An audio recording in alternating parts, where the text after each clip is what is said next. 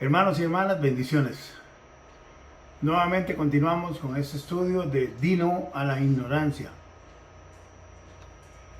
La falta de conocimiento es un problema grande en el pueblo de Dios, pero no tanto porque no sepan textos bíblicos, porque sí soy consciente de que algunas iglesias hacen énfasis en que memoricen textos bíblicos, y eso es bueno. El problema es que los textos bíblicos se memorizan de una forma aislada.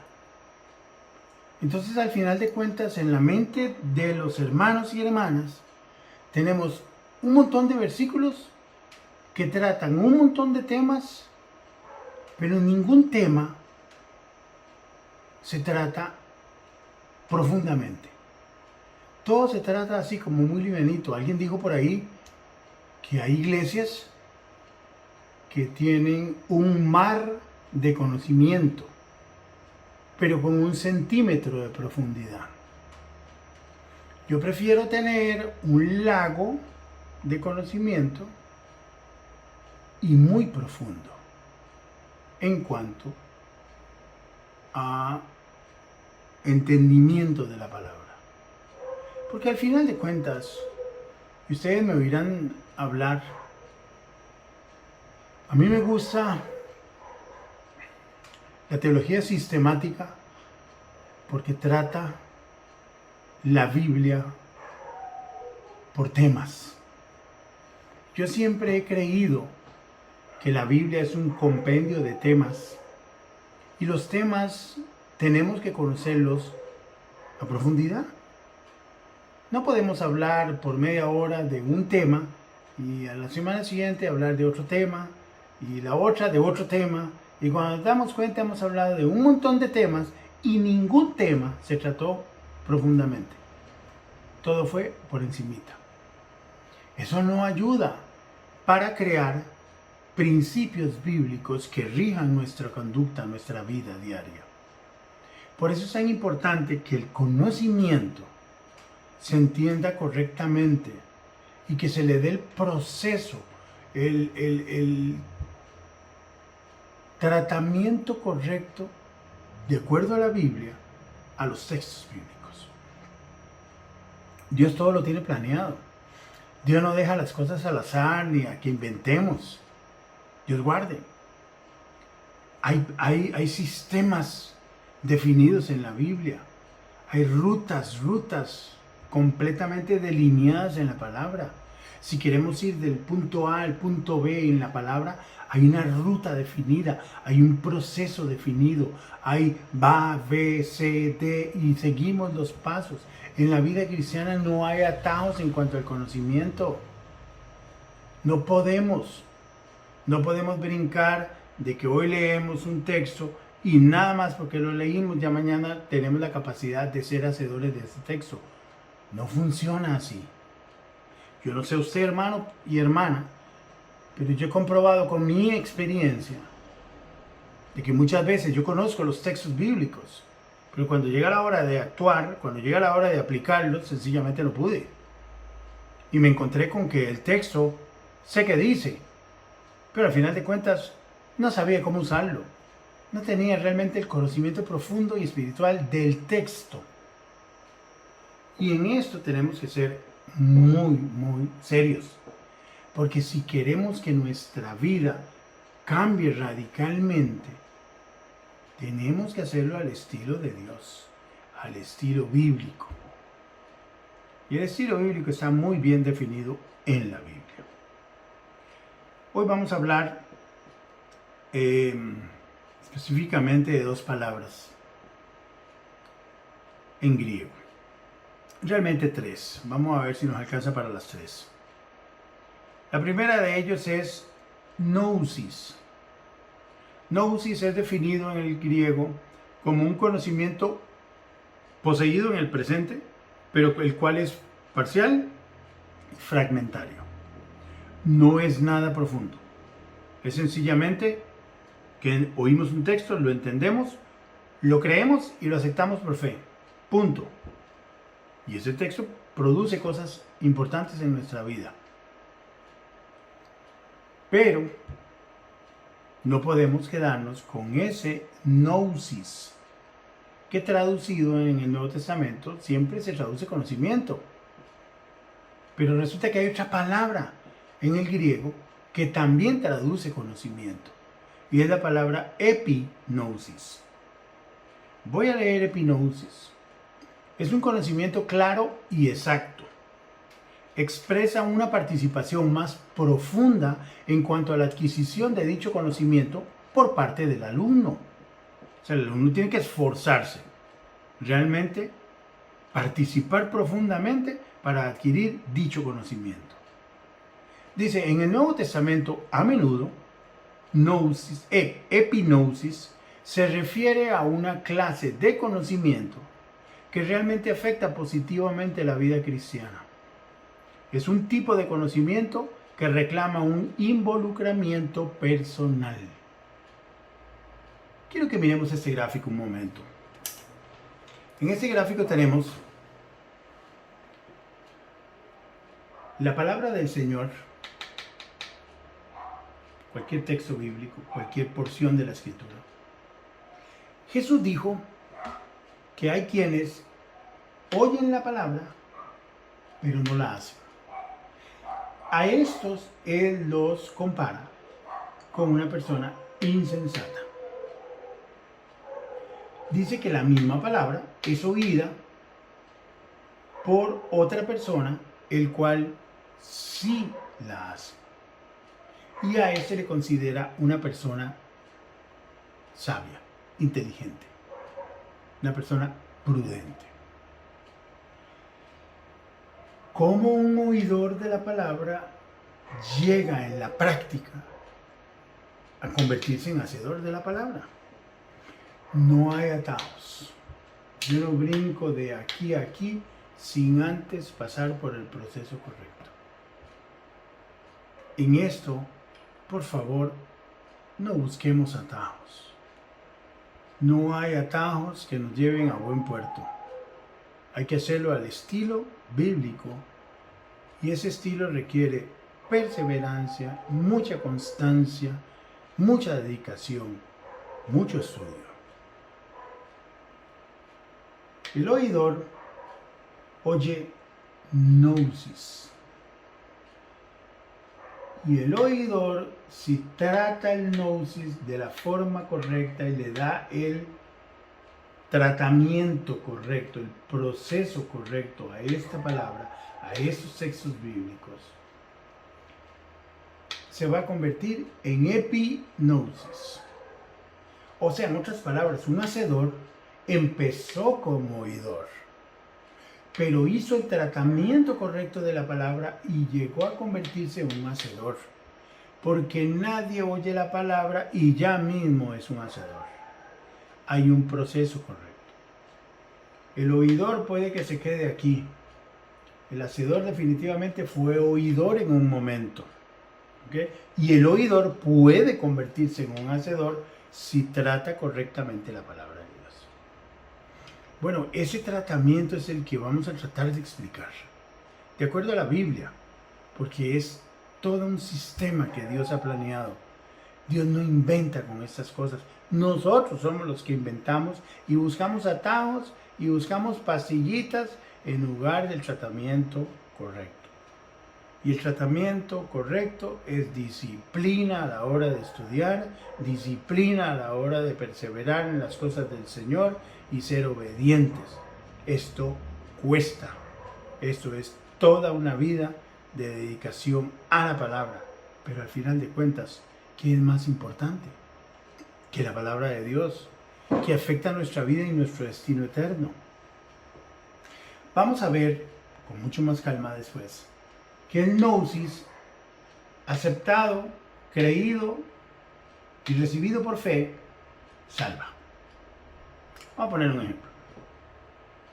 Viene una persona y predica el evangelio de forma correcta. Presenta a Cristo Jesús como la solución a pecadores que van rumbo al infierno. Nosotros.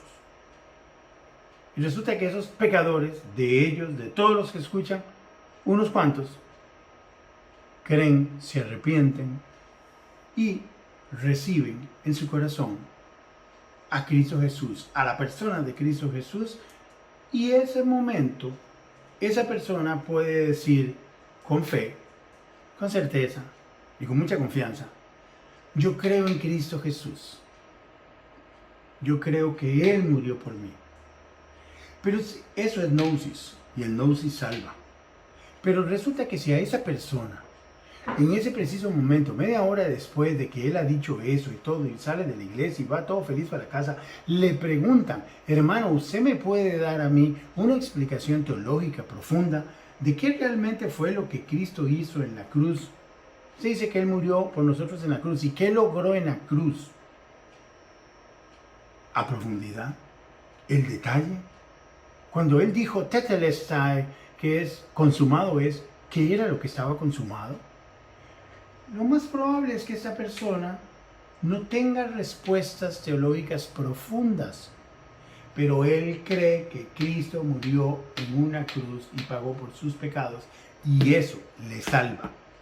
Después de eso, él va a tratar los textos que hablan sobre la muerte de Cristo Jesús, les va a dar el tratamiento correcto, y esos textos van a empezar a tomar vida en él, y le van a mostrar con más exactitud, con más claridad, con más profundidad qué fue lo que realmente Cristo logró en la cruz.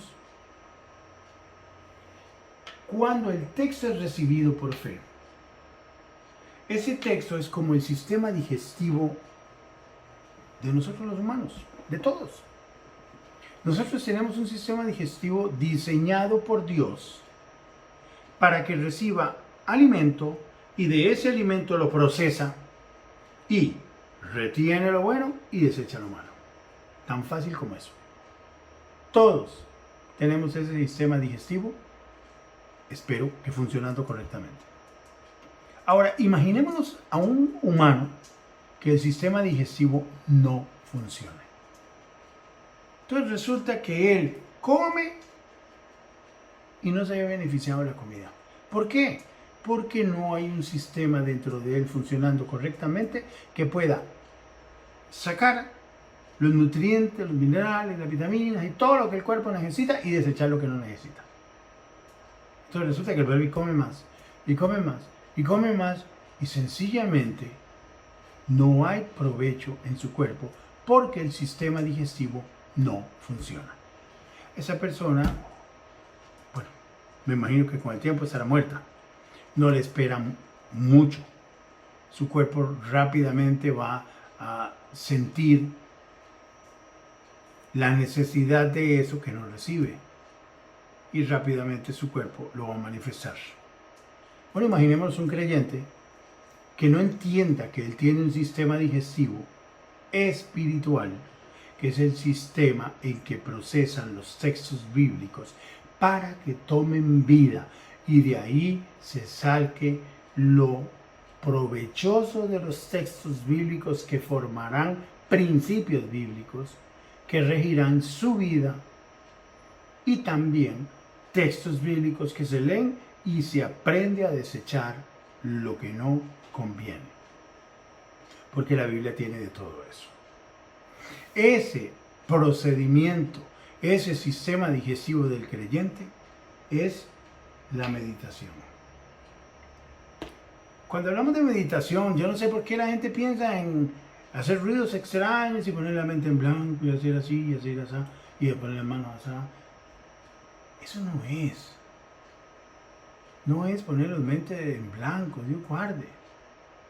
Es llenar la mente de Cristo. Es ponerse a pensar más bien. No son ruidos ni posiciones extrañas del cuerpo.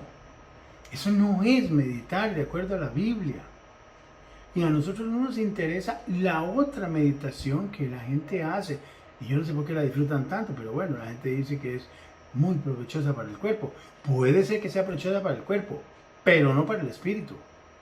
Nosotros tenemos que empezar a aprender a meditar correctamente, porque es provechoso para nuestro espíritu y renueva nuestra mente, nuestra alma. se ve fortalecida y renovada. Después vamos a tratar esto de meditar. Cuando el texto es correctamente procesado, el texto recibe de parte del Espíritu Santo vida.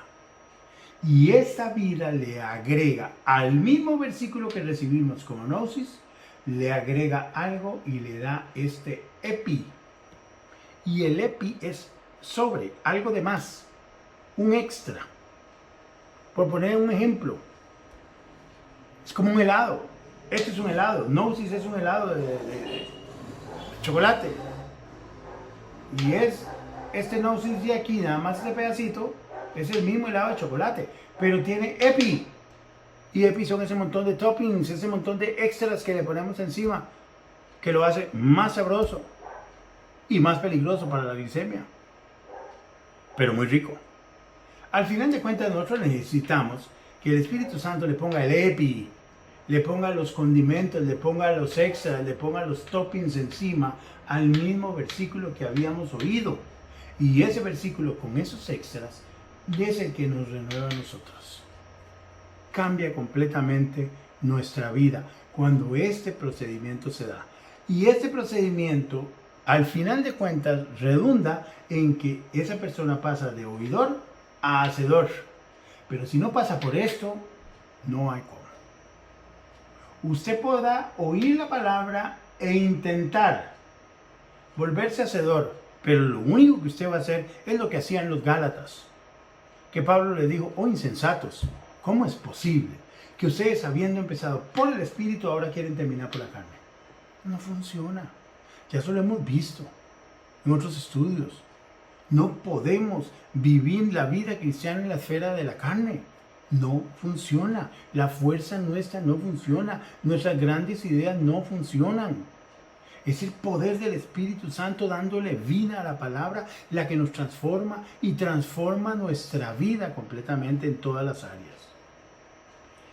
Esto vamos a irlo desglosando un poquito.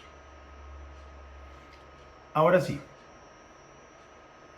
es importante que cuando empecemos, nosotros empezamos con gnosis y empezamos adquiriendo gnosis, porque gnosis es la palabra que leemos, es la palabra que oímos, y necesitamos almacenar una buena cantidad de gnosis para que el Espíritu Santo les dé vida. Esto de gnosis y el Espíritu dándole vida es como una bolsa de palomitas de maíz. Cuando usted mete la bolsa está así aplastadita y por dentro tiene un montón de semillas duras. Nadie se atrevería a abrir la bolsa así como está y comerse las peloticas o los maicitos duros. Esos maicitos duros tienen que pasar por un proceso de calor donde ellos exploten y se vuelven de una cosita así, una cosota así grandota, lo más rica. Y la gente disfruta y resulta que una bolsita que era así aplastadita se vuelve un bolsón así, calientico, infladito, lo más lindo. Bueno, es exactamente lo mismo. Ese montón de peloticas de maíz duras son el montón de versículos que nosotros leemos, oímos, creemos y los atesoramos. Después los procesamos durante la meditación y pasan por el sistema digestivo del creyente y el Espíritu Santo les da vida.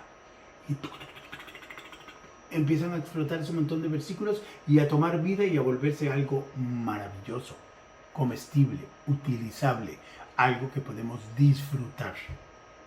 La Biblia es para disfrutarla, pero tenemos que comer Biblia para empezar. Y si tú, hermano y hermana, no tienes la costumbre de comer esto y de deleitarte con esto, ya estamos mal.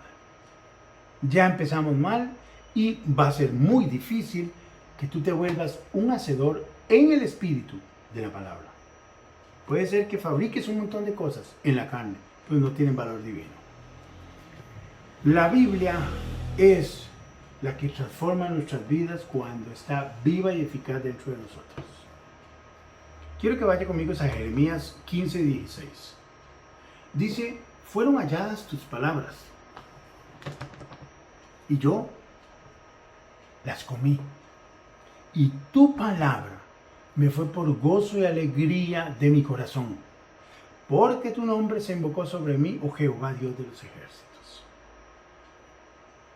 No cuesta mucho entenderlo. Tus palabras fueron halladas. No hay que buscar mucho, no hay que ir a mucha cosa. Gracias a Dios vivimos en una generación donde tenemos todo esto a la disposición. En audios, la podemos leer, la podemos oír.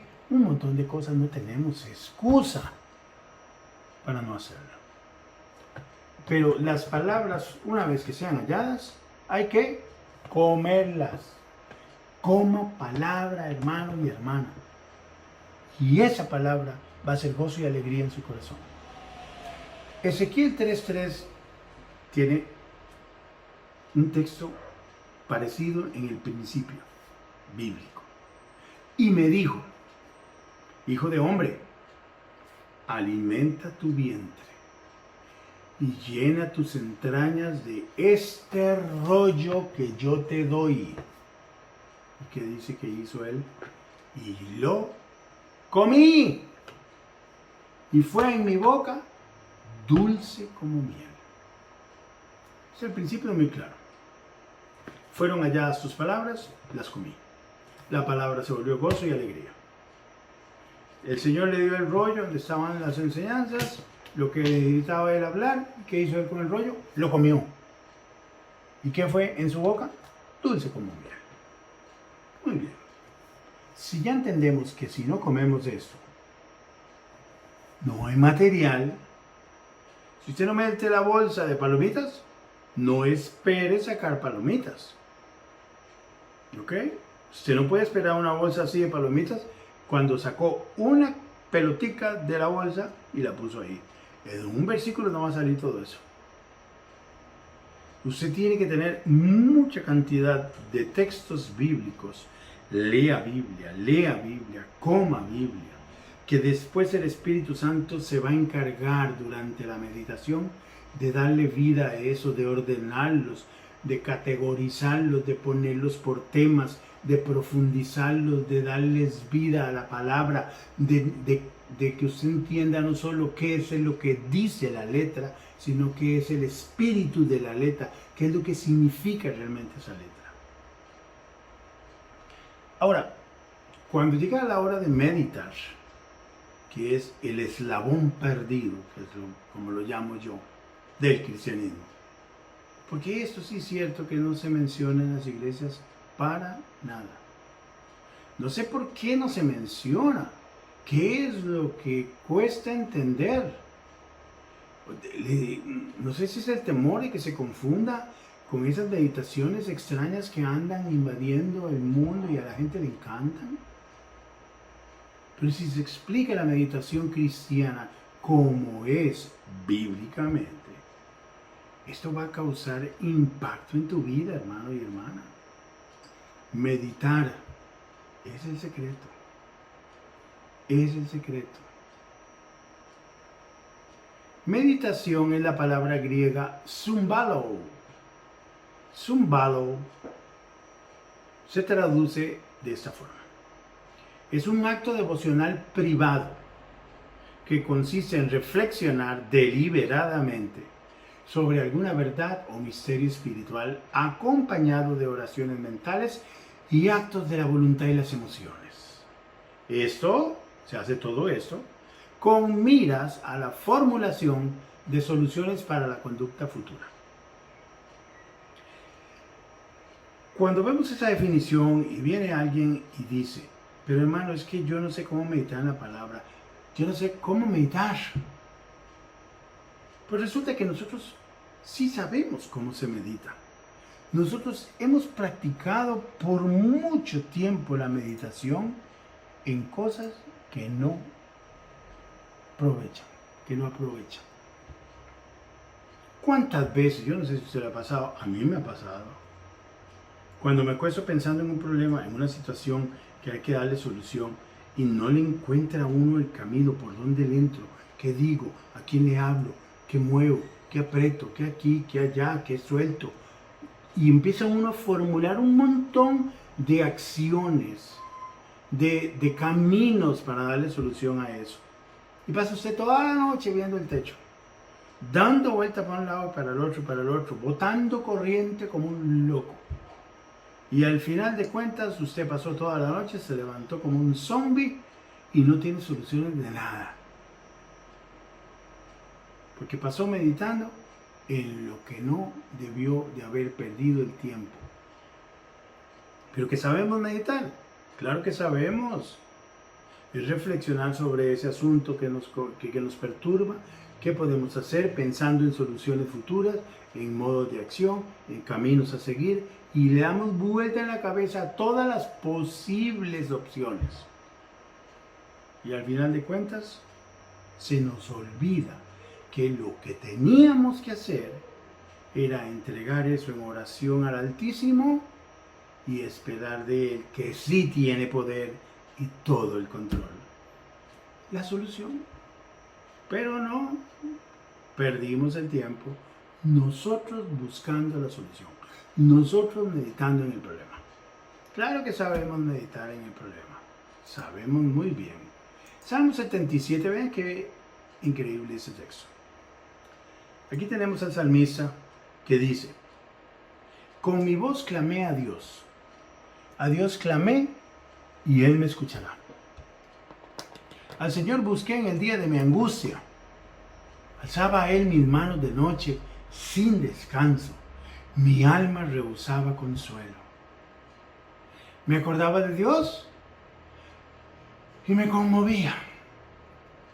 Me quejaba y desmayaba mi espíritu. Qué terrible situación está pasando. No me dejabas pegar los ojos. Estaba yo quebrantado y no hablaba. Consideraba los días desde el principio, los años de los siglos. Me acordaba de mis cánticos de noche. Meditaba en mi corazón y mi espíritu inquiría. Pero ¿qué es lo que estaba inquiriendo? ¿En qué estaba meditando? Ojo a los cuestionamientos que se hacía. Ojo a las interrogantes que planteaba. ¿Cómo no iba a estar desesperado pensando en estas cosas tan terribles? Ojo en el versículo 7. ¿Desechará el Señor para siempre y no volverá más a hacernos propicio? Wow. Si uno piensa en eso y lo medita mucho, le cuento que se le para el pelo. Se desespera uno, se despeina por dentro de una forma terrible. Esto no es nada sano. ¿Ha cesado para siempre su misericordia? ¿Usted sabe lo que es pensar eso?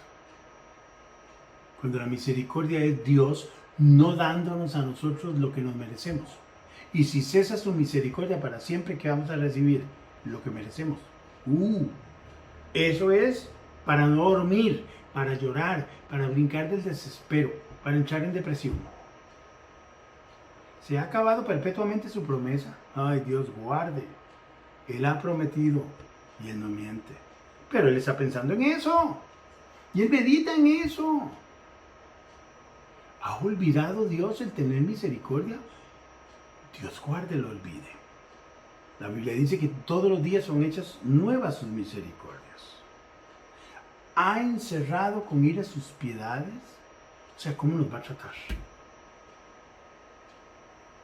Y en esa pensadera de cosas terribles que él estaba meditando, inmediatamente como que vuelve en sí, recapacita y dice: ¿qué es lo que estoy haciendo? ¿En qué estoy pensando? Esto me tiene loco. ¿Qué estoy haciendo yo pensando en estas tonteras? Y en el versículo 10, él dice, de lo que estaba haciendo, vean cómo lo llama: enfermedad mía es esta. Quiere decir que meditar en los problemas, pensar en que Dios ya nos abandonó, que Él no me escucha, que aquí, que allá, y pensar ese montón de cosas que no convienen, eso es enfermedad. y que inmediatamente después de que concluyó que lo que estaba haciendo al meditar en esas cosas era enfermedad, dijo, cambiemos el chip, cambiemos completamente. Voy a empezar a meditar y a pensar en otras cosas maravillosas, no en estas tonteras. Y dije, traeré pues a la memoria los años de la diestra del Altísimo, me acordaré de las obras de Job. Sí, haré yo memoria de tus maravillas antiguas, meditaré en todas tus obras y hablaré de tus hechos. Oh Dios, santo es tu camino. ¿Qué Dios es grande como nuestro Dios? Ninguno. Tú eres el Dios que hace maravillas. Hiciste notorio en los pueblos tu poder. Con tu brazo redimiste a tu pueblo, a los hijos de Jacob y de José. Qué forma más diferente de hablar y de pensar y razonar de Dios. Ahora, en lugar de cuestionar cosas, pensando que Dios ya no va a hacer, trae a la memoria las cosas que Dios siempre hace y ha hecho. Lo maravilloso que es Él. Dice, con tu brazo redimiste a tu pueblo, a los hijos de Jacob y de José. 16. Te vieron las aguas, oh Dios. Las aguas te vieron y temieron. Los abismos también se estremecieron. ¡Qué poder! Las nubes echaron inundaciones de aguas, tronaron los cielos y escurrieron tus rayos. La voz de tu trueno estaba en el torbellino. Tus relámpagos alumbraron el mundo. Se estremeció y tembló la tierra. Ese es el Dios nuestro. En ese Dios tenemos que descansar. No hay problemas tan grandes, imposibles, para este Dios que hace estremecer el planeta completo si quiere. En el mar fue tu camino y tus sendas en las muchas aguas, y tus pisadas no fueron conocidas. No hay rastro en el agua. Condujiste a tu pueblo como ovejas por mano de Moisés y Aarón. Eso es maravilloso. Pero, ¿qué tenemos en ese Salmo 77? A un personaje que empieza meditando cosas que lo atormentaron terriblemente y de un momento a otro dice, no, voy a empezar a meditar en las cosas maravillosas de Dios. Quiere decir que nosotros cuando pensamos y meditamos y pasamos toda la noche formulando un montón de situaciones en nuestra mente de los problemas, eso es enfermedad. Eso nos va a enfermar. Eso no conviene al creyente. Y mucho menos a aquel que tiene claro la clase de Dios que tiene. El Dios nuestro es glorioso, es gigantesco, es impresionantemente capaz de todo. Es nuestro gran Dios. ¿Qué tenemos que hacer? Uno, conocer a Dios, sí, pero meditar en Él. Meditar en las cosas bonitas, meditar en el poder de Dios, meditar en su palabra. Cuando vengan los problemas, hay una solución aquí. ¿Qué hacemos con los problemas? Se los entregamos a Él. Ahorita los vamos a ver. Pero yo quiero que leamos estos textos. Textos muy conocidos sobre la meditación y están por montones en el Antiguo Testamento. Y David era uno que era un experto en esto. No entiendo cómo leemos los salmos y no se habla de meditar en la palabra. Y si se habla de, hermano, hay que meditar en la palabra, nos explica cómo, qué es, cómo lo hacemos. Porque esa es la gran diferencia. A mí me pueden decir que nunca he usado un martillo, supongamos. Y me digan, hermano, que usted tiene que usar el martillo para meter el clavo. Pero yo en mi vida he usado un martillo. Estoy suponiendo, claro que lo sé usar. Pero aprendí a usarlo después de unos cuantos mazazos. Y yo recuerdo cuando estaba en el aprendizaje del martillo, mis dedos sufrieron algunos mazazos. Que el mazo no era para eso, el martillo no era para darle a mi dedo. Era para sostener el clavo, pero habría que apuntar correctamente para pegarle al clavo y no al dedo. Hay que decirle a la gente que hay que usar el martillo y hay que sostener, pero hay que enseñarles cómo se usa el martillo, cómo se sostiene el clavo, cómo paro yo el golpe del martillo para que no caiga en mi dedo, que se supone sostiene el clavo. Entonces el martillo se vuelve una herramienta útil y no un arma que me golpea y me hiere cada rato que la uso. Es exactamente lo mismo. Hay que aprender cómo se usa esto para sacarle el provecho a estas cosas. Pero hay que explicar desde el púlpito cómo es que se hacen las cosas. Y más cuando están bien determinadas y bien claras, definidas por Dios. Josué 1.8 dice, nunca. Ojo, es fácil, no es un lenguaje terrible. Es fácil de entender. Nunca se apartará de tu boca ese libro de la ley. O sea, hay que comer esto día y noche. Hay que comer esto siempre. Nunca se aparte este libro de tu boca. Léelo, léelo, léelo, léelo, léelo. Cómelo. Y después de eso, de día y de noche meditarás en él. Esa es la meta. Yo hago estas cosas para que guardes y hagas conforme a todo lo que en él está escrito. Porque si hago esas cosas en el orden correcto, entonces harás prosperar tu camino y todo te saldrá bien. Esto es una maravilla. Salmo 1.2 dice, sino que en la ley de Jehová está su delicia, y en su ley medita de día y de noche. ¿Está nuestra delicia en la palabra del Señor? Meditamos en ella día y noche. Salmo 4.4 dice la palabra, temblad y no pequéis. Meditar en vuestro corazón, estando en vuestra cama y callad.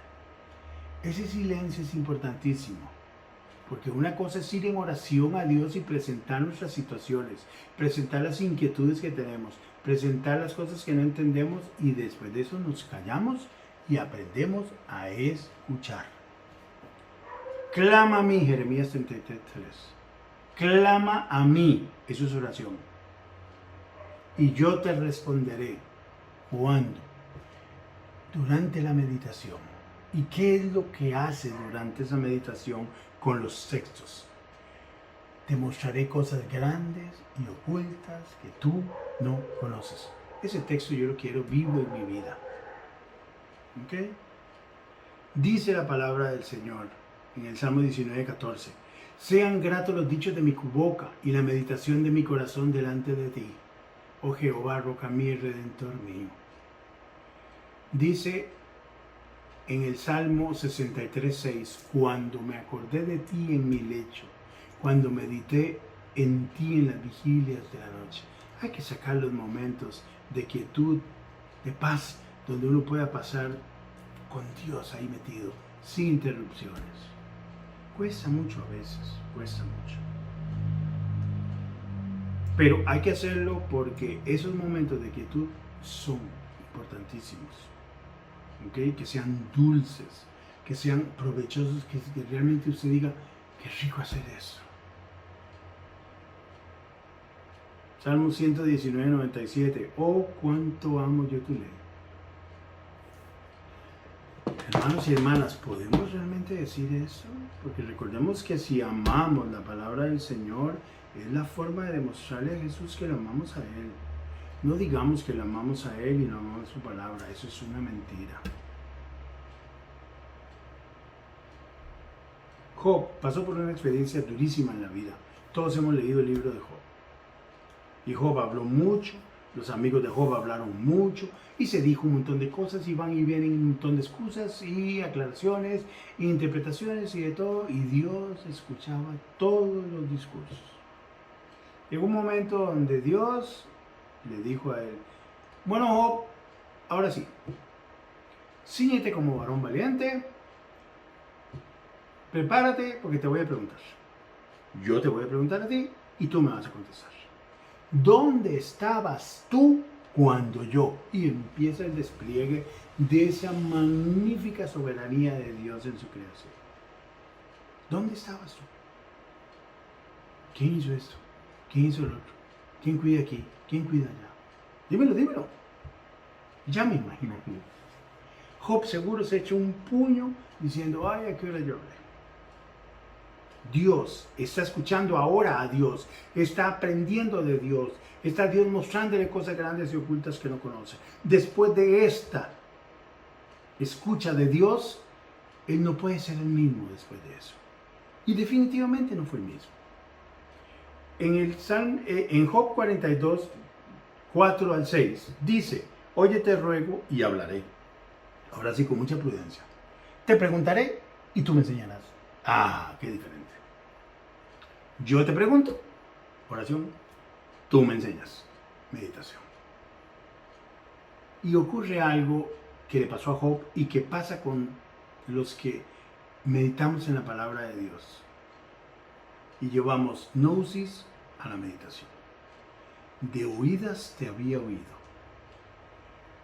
Mas ahora, después de oírte y que tú le des vida y aclares las palabras, mis ojos de mi ser espiritual te ven. Esto es algo radicalmente diferente. Una cosa es de oídas te había oído, pero después de escuchar a Dios y aprender a recibir de Él, los ojos empiezan a verlo diferente. Empiezan a ver a Dios de una forma diferente. Y de eso hace que los miremos en la perspectiva correcta de quiénes somos. Por tanto, Job concluye, por tanto me aborrezco y me arrepiento en polvo y ceniza. ¿Qué es meditar? Ven qué fácil es ese texto. Filipenses 4. Dice, por lo demás, en el versículo 8, por lo demás, hermanos, todo lo que es verdadero, todo lo honesto, todo lo justo, todo lo puro, todo lo amable, todo lo que es de buen nombre, si hay virtud alguna, si hay algo digno de alabanza, piensen en esto. O sea, ¿en qué nos está mandando a pensar?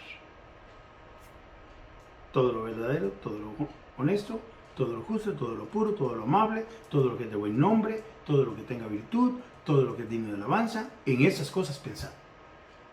Lo que aprendiste, si recibiste, si oíste, si visteis en mí, oh, wow, Pablo. Aprendieron de él, recibieron de él, oyeron de él y vieron en él.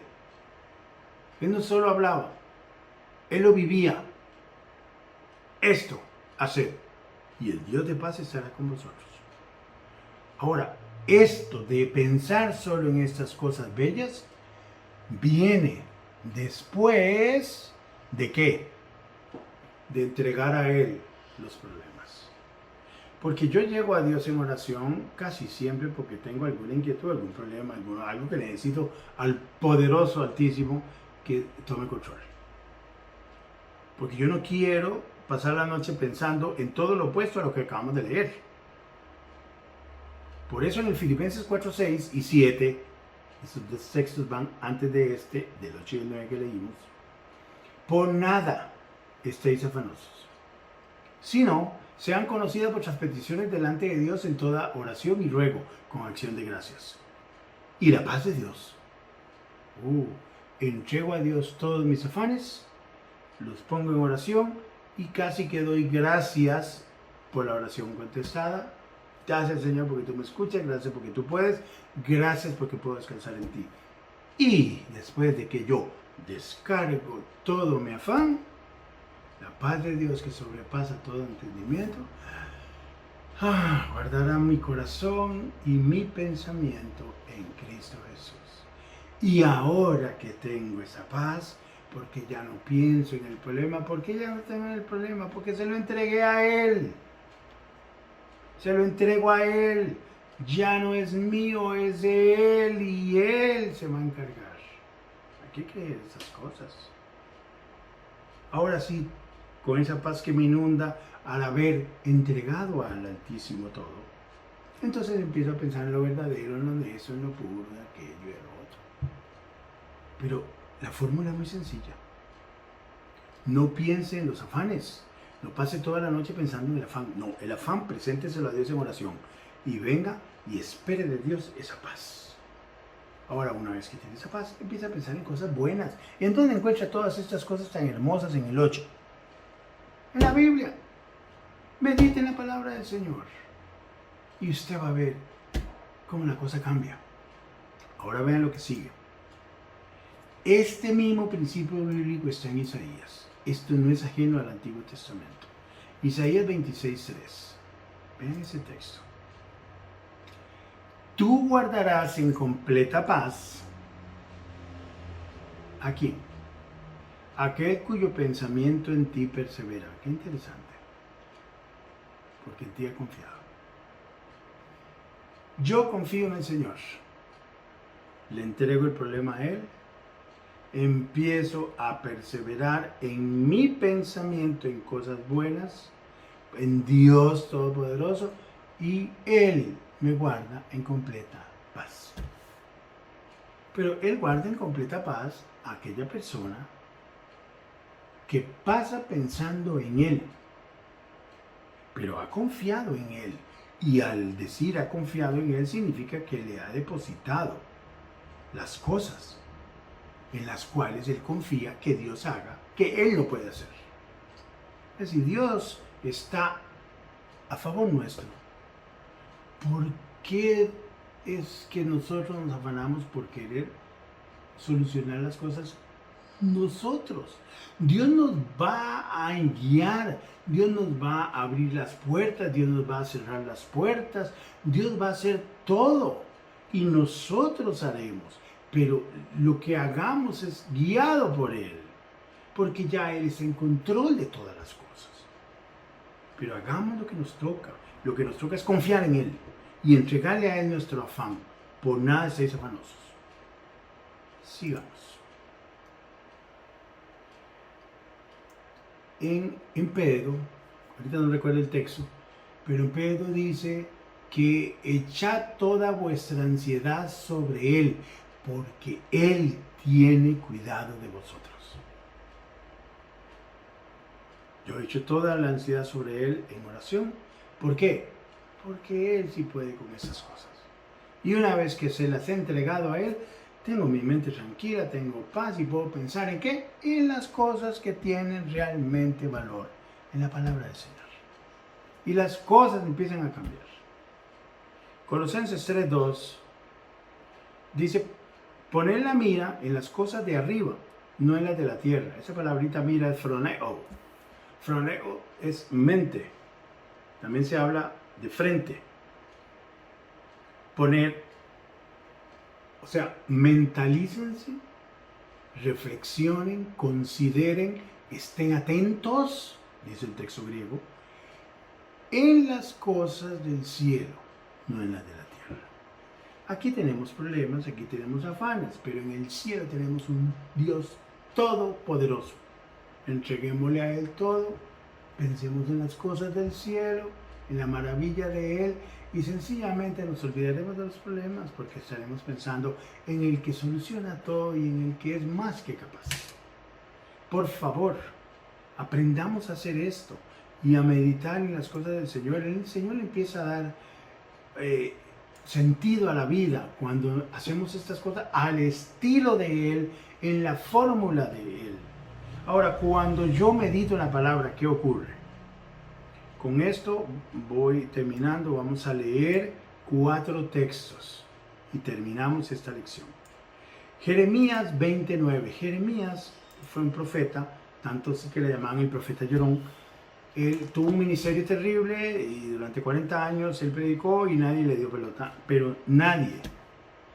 Y él dice, no, esto es terrible, yo no quiero hablar en nombre del Señor.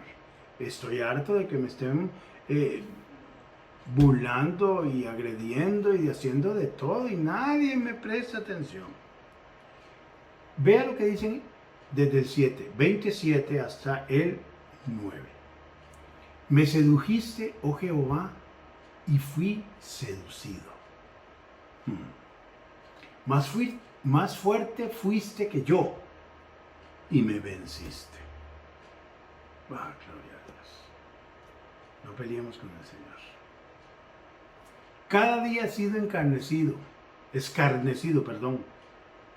Cada cual se burla de mí. Todos los días lo vacilaban, todos los días se burlaban de él. Todos los días venían a ver qué le podían hacer para ofenderlo. ¿Qué ministerio?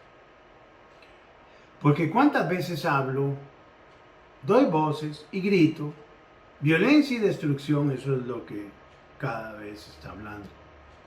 Porque la palabra de Jehová, ¿qué ha sido? Afrenta y escarnio cada día. Era tan dura la palabra que el Señor había depositado en él para que la diera al pueblo de Israel, que esa palabra le trajo a él, Jeremías, problemas tras problemas. ¿Qué ministerio más duro? Llegó un momento donde él dijo, estoy harto de esto ya. Y dije, no me acordaré más de él. Qué tremendo. Tan frustrado, tan enojado estaba. No me acordaré más de él, ni hablaré más en su nombre. Está, como decimos en Costa Rica, está chiva. No obstante, después de que tomó la decisión de que no se va a acordar de él, ni que va a hablar más en su nombre, había en mi corazón como un fuego ardiente metido en mis huesos. Traté de soportarlo, de sufrirlo, de aguantarlo, y no pude.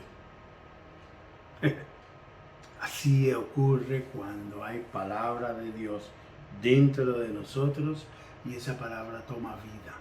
Es un fuego que no se puede aguantar, hay que hablar. Y hablar de Cristo, y hablar de su obra, y hablar de su amor, pero bíblicamente. ¿Ok? No llevar falsas esperanzas a nadie. ¿Ok? Vean lo que sigue diciendo. El mismo Jeremías, en Jeremías 23:29 dice, ¿no es mi palabra como fuego? Dice Jehová. Y como martillo que quebranta la piedra. Claro que lo es. Y la palabra de Dios es fuego. Y él dice que es fuego. Y ese fuego, si está dentro de mí, es imposible sostenerlo, es imposible aguantarlo, es imposible retenerlo. Esa palabra sale y rompe lo que sea, porque es como martillo que quebranta la piedra. Y hay que dejar que ese martillo, que es la palabra, quebrante esas piedras, esas rocas que tenemos todavía dentro de nosotros. Dudas, temores y un montón de cosas, usted póngale las suyas. La palabra de Dios es suficiente para romper todo eso. Y la palabra de Dios es suficiente para quemar toda la cizaña y todas las cosas que han sido sembradas en ti, hermano y hermana. Pero tiene que estar viva como fuego dentro de nosotros. Y si no leemos Biblia, no hay material para prender fuego. Vean lo que sigue diciendo. Vamos al Salmo 39:3. Esto es una maravilla. Vamos a leerlo desde el 1. Yo dije, el salmista, atenderé a mis caminos para no pecar con mi lengua. Guardaré mi boca con freno en tanto que el impío está delante de mí, un buen consejo. Tanto que esté el impío delante de nosotros, calladito más bonito. Pero él se cayó tanto que cayó no solo de lo malo, sino que cayó con respecto a lo bueno. O sea, una cosa es callarse de decir cosas que no se convienen y otra cosa es callar de no decir las cosas que convienen. Y vea lo que dice en el versículo 2, enmudecí con silencio, me callé aún respecto de lo bueno. Eso fue lo malo que hizo. Se cayó aún de lo bueno y se agravó mi dolor. ¿Y qué ocurrió con todos esos versículos y palabras de Dios que estaba en él? Se enardeció mi corazón dentro de mí, era un ardor impresionante y en mi meditación, ojo a este pedacito, en mi meditación se encendió fuego. Y así proferí con mi lengua. versículos y el montón de versículos dentro. Y ese ardor. Y empezó a meditar en la palabra del Señor y aquello y lo otro, y cuando se dio cuenta, ¡pum!, se encendió fuego. Y no pudo aguantarlo. Lo mismo que le pasó a Jeremías, no pudo callarlo. Y empezó a hablar porque lamentablemente él había decidido callarse de lo bueno. Y eso no era bueno. Una cosa es callarse de lo malo. Y vean qué interesante el último texto que vamos a ver. Lucas 24:32. Pero vamos a leerlo desde el 25. Entonces, Jesucristo les dijo, ellos son los que van camino a Maús. Jesús se pone con ellos a caminar. Y les dijo, oh insensatos y tardos de corazón para creer todo lo que los profetas han dicho. ¿No era necesario que el Cristo padeciera estas cosas y que entrara a su gloria? Por supuesto que era necesario. Pero ellos no entendían lo que estaba escrito. Podían leerlo. Pero una cosa es saber lo que dice y otra cosa es saber lo que significa. Y comenzando entonces él, desde Moisés, y siguiendo por todos los profetas, qué curso intensivo les dio de profecía mesiánica. Les habló todo lo que Moisés y los profetas hablaron de él. Eso debe haber sido glorioso, oír a Jesús. Pero estaban escuchando a Jesús.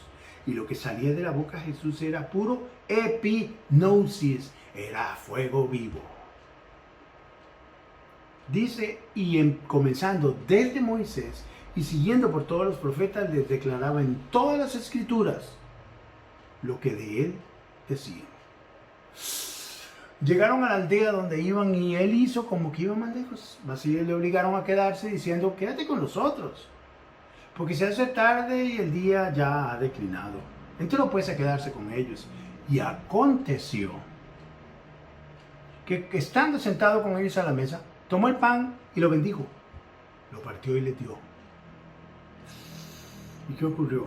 Les fueron abiertos los ojos y pudieron darse cuenta, reconociendo que era el Señor Jesucristo el que estaba con ellos. Pero ese Señor Jesucristo ya les había dicho a ellos todo lo que las Escrituras decían de él. Eso era una avalancha, un tsunami de epignosis. ¿Y qué ocurría con esa avalancha de epignosis en ellos? Y se decían el uno al otro, ojo lo que ellos decían. Cuando usted escucha a Jesús, cuando usted escucha al Espíritu de Dios hablando y dándole vida a las palabras, ocurre esto. Decían el uno al otro, ¿no ardía nuestro corazón en nosotros mientras nos hablaba en el camino y cuando nos abría las Escrituras? Nosotros tenemos que aprender a ponernos en el lugar correcto, meditando en la palabra del Señor, para que el Señor abra las Escrituras, para que el Señor le dé vida a las Escrituras, y lo que vamos a sentir es fuego. En mi meditación, dijo David, se encendió fuego dentro de mí. Estos varones lo que sentían era que el corazón ardía mientras Jesús hablaba. Hay que aprender a escuchar a Jesús.